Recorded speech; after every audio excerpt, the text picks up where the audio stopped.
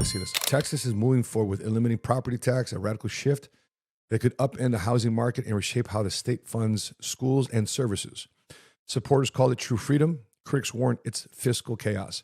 But either way, Texas is about to test what life looks like without the biggest bill homeowners pay. Wow. By the way, before you even worry about it, why is it that in America that you can buy a piece of property, pay it off cash, or eventually over the next 15, 30 years, eventually pay off your house, it's free and clear, but you still owe property taxes on it? I don't get it. Real estate is one of those very few things in America that if you pay it off and it's yours, you own it, free and clear, you still got to pay property tax on it. If you don't pay property tax on it, they could potentially put a tax lien on you, and somebody at the tax auction in a county buys your tax lien because you didn't pay your property tax. Next thing they can foreclose on you, and they've never owned the property before, but they own your taxes, your property tax on a tax lien auction. Hilarious. How does that happen in America? That's the truth what's going on in America.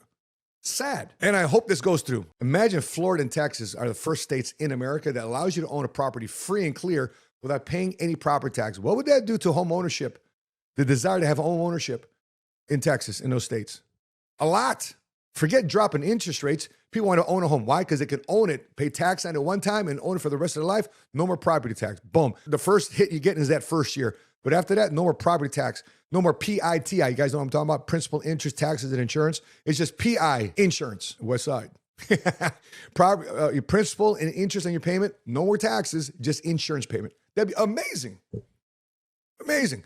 And then what do you think America would do? Think about this. What would America do with that extra money? They'd probably put it in their retirement accounts, or they go spend it.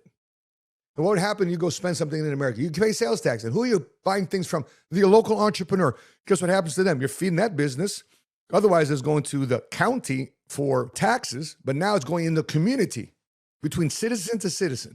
I love it. And I hope that these actually move forward. It's not going to happen overnight then, because you got to figure out, okay, if property tax was funds these schools to, for example, I live in Texas. I live here in Frisco. You know how beautiful these schools are? You know how beautiful these roads are? How beautiful these hospitals are?